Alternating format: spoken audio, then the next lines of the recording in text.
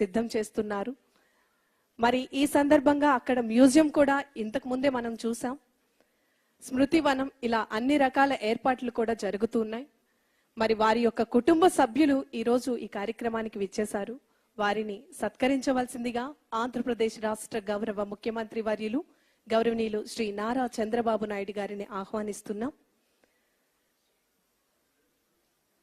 ముందుగా గౌరవనీయులు శ్రీ గునుపూడి హనుమంతరావు గారిని ముందుకు రావాల్సిందిగా కోరుతున్నాం.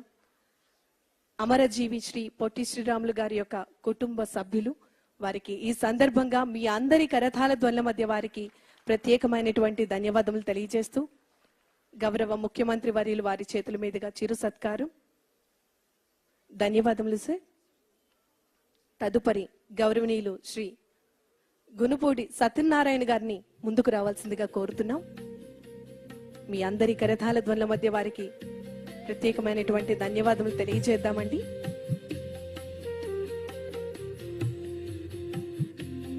ధన్యవాదములు సార్.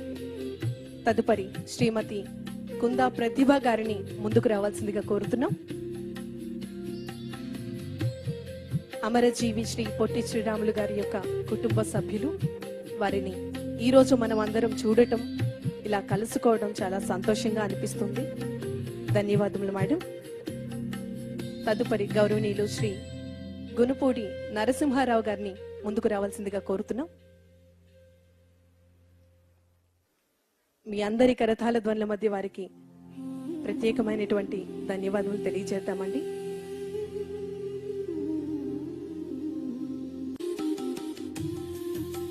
గౌరవనీయులు శ్రీ గునుపూడి సుబ్రహ్మణ్యం గారిని సత్కరించడం జరుగుతోంది.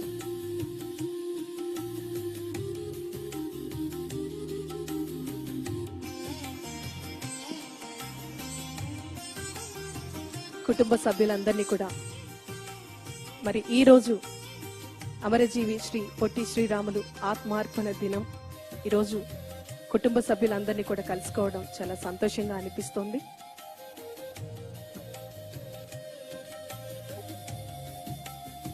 ఆంధ్రప్రదేశ్ రాష్ట్రానికే కాదు, ప్రపంచానికే వారి యొక్క స్ఫూర్తి తెలిసే విధంగా అమరావతిలో మరి మ్యూజియం, స్మృతివనం ప్రారంభించేందుకు పనులు, ఏర్పాట్లన్నీ కూడా సిద్ధమవుతున్నాయి. అందరినీ కూడా కూర్చోవలసిందిగా రిక్వెస్ట్ చేస్తున్నామండి.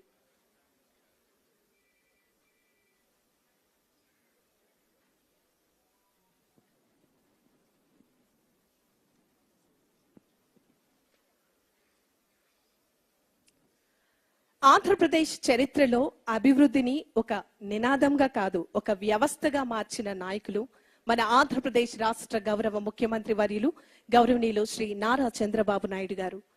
పరిపాలనకు సాంకేతికతను పరిచయం చేసి రాష్ట్రాన్ని ప్రపంచ పటంలో నిలబెట్టినటువంటి దూరదృష్టి